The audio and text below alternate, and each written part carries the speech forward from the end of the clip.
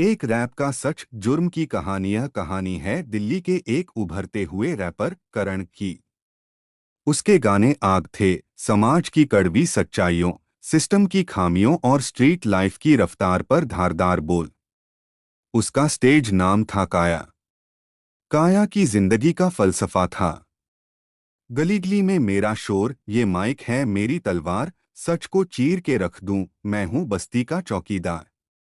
काया का सबसे बड़ा प्रतिद्वंद्वी था वॉर, एक मशहूर और पैसे वाला रैपर जिसका म्यूजिक सिर्फ पार्टी और दिखावे के बारे में था। वॉर को काया की तीखी आलोचना पसंद नहीं थी, खासकर उसका नया गाना अंधेरा राज।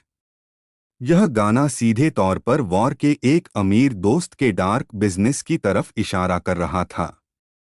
बीट पर तनाव। एक बड़े म्यूजिक फेस्टिवल से एक रात पहले काया अपनी रिकॉर्डिंग स्टूडियो में अंधेरा राज को फाइनल टच दे रहा था। अचानक स्टूडियो का दरवाजा खुला और वॉर अंदर आया। उसके साथ दो भारी भरकम बॉडीगार्ड्स थे। बसकर काया, वॉर की आवाज में धमकी थी, यह गाना रिलीज नहीं होगा। तू खेल के नियम नहीं जानता। काया ने माइक छोड़ा और सीधा खड़ा हुआ। खेल मेरा है वॉर, और नियम यह है कि सच बाहर आएगा। वॉर हंसा, एक ठंडी क्रूर हंसी। सच सच को दफनाने के लिए मेरे पास बहुत पैसा है। अगले ही पल वॉर के गार्ड्स ने काया को पकड़ लिया। गुमनामी और शोर। अगली सुबह काया लापता था, उसका मोबाइल ऑफ था। पुलिस ने केस दर्ज किया, लेकिन वॉर की पहुंच और पैसे के सामने उनकी जांच धीमी पड़ गई।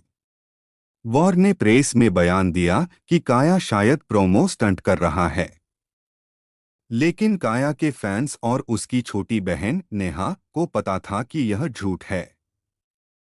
नेहा एक कंप्यूटर साइंस स्टूडेंट थी और उसने काया के स्टूडियो के क्लाउड बैकअप में कुछ ढूंढना शुरू किया।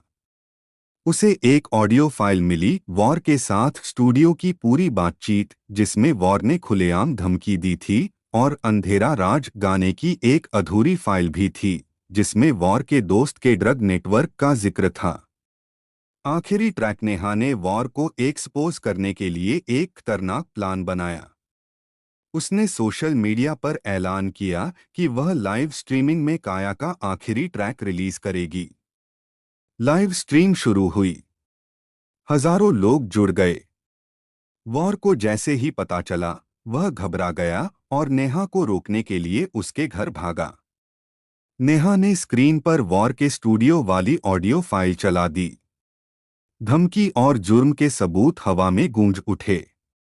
वॉर ठीक उसी पल नेहा के घर पहुंचा। उसने दरवाजा तोड़ा और चीखा, बंद कर इसे, लेकिन देर हो चुकी थी। वॉर की हरकतें लाइव स्ट्रीम में कैद हो गईं। दहशत, तोड़फोड़ और एक मासूम लड़की को डराने की कोशिश। पुलिस, जो पहले ही नेहा की सुरक्षा के लिए अलर्ट थी, तुरंत वहां पहुंची और वॉर को गिरफ्तार कर लिया। ऑडियो सबूत और लाइव फुटेज के सामने वॉर का पैसा और पावर काम नहीं आया। बीट पर न्याय। कुछ हफ्तों बाद काया को वॉर के एक पुराने सुनसान गोदाम से बरामद किया गया। उसे चुप कराने के लिए वहां बंधक बनाकर रखा गया था। जेल से बाहर आने के बाद काया ने पहला काम वॉर और उसके साथियों पर अपनी बहन द्वारा बनाए गए नए सबूत को लेकर एक गाना रिलीज किया। गाने का नाम था न्याय का रैप। यह गाना देश का एंथम बन गया, एक आवाज जिसने दिखाया कि सच्चाई की बीट दुनिया की किसी भी ताकत से ज्यादा ऊंची और असरदार हो सकती है। काया अब और बड़ा स्टार था, लेकिन अब उसका फोकस सिर्फ म्यूजिक पर नहीं, बल्कि न्याय और समाज के बदलाव पर था।